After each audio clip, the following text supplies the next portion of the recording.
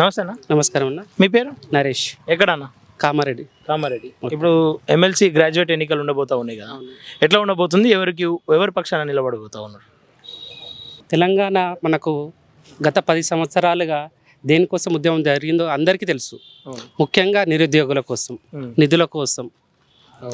కానీ గత 10 సంవత్సరాలుగా మన తెలంగాణ ఎలా వెనుకబడ్డదో అందులో ముఖ్యంగా నిరుద్యోగులు వెనుకబడిపోయారు.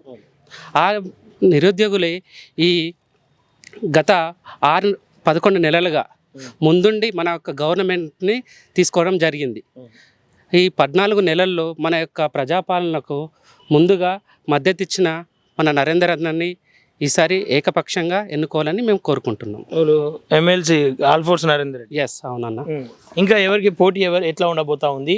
గెలుపు ఖచ్చితంగా ఆయనకి అవకాశాలు ఉన్నాయా, లేదంటే ఇంకేమైనా మార్పులు అయ్యే అవకాశాలు ఉన్నాయి? ఫైనల్లో మార్పులు అంటే ఏం లేదు, ఉద్యోగ నోటిఫికేషన్లు వచ్చింది, అన్ని చకచక జరిగినాయి. ఏకపక్షమే అనుకుంటున్నాము, కాంగ్రెస్ అనుకుంటాం. అవును. కానీ ఈ ఎమ్మెల్సీ అంటే ఆయన సూటబుల్ అని చెప్పేసి భావిస్తా ఉన్నారా? సూటబులే. ఫైట్ చేస్తాడా నిరుద్యోగుల పక్షాన? చేస్తాడు కదా, చేస్తాబట్టే ఇచ్చారు కదా. ఓకే, చేయకుండా ఎట్లా ఇస్తారు? అంటే ఆయన కరీంనగర్ వాసి అంటారు కదా, కరీంనగర్ ప్రాంతంలోనే ఎక్కువ తెలుసు, ఈ ప్రాంతానికి తెలియదు అని చెప్పేసి అంటా ఉన్నారు కదా. ఎమ్మెల్సీ అంటేనే 4 జిల్లాలు, ఒక కాన్స్టిట్యున్సీ కదా ఎమ్మెల్సీ అంటే. డిస్టిక్ చేంజ్ ఉంటుంది ఎమ్మెల్సీ ఉండదు.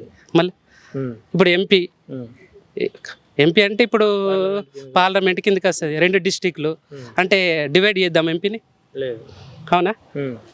అట్లా అంటే ఎమ్మెల్సీ అన్నప్పుడు నిరుద్యోగ పక్షాన పోరాడే వాళ్ళని ఎన్నుకోవాలి. నమ్మకం ఉందా మరి? ఉంది. గెలిచే అవకాశాలు ఉన్నాయా? ఉంది.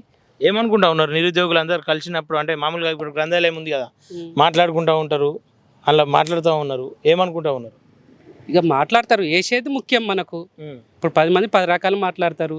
ఇప్పుడు ఎలక్షన్ ముందు ఇక్కడ మన కామారెడ్డిలో ఏం జరిగిందో తెలుసు. అది అన్నారు, ఇది అన్నారు, కానీ సైలెంట్గా ఓటింగ్ జరిగింది. సైలెంట్గా ఒకటే వార్ 1 సైడ్ జరుగుతుంది. ఫైనల్గా అయితే ఎవరు గెలిచే అవకాశాలు? ఇక నరేందర్ అన్న.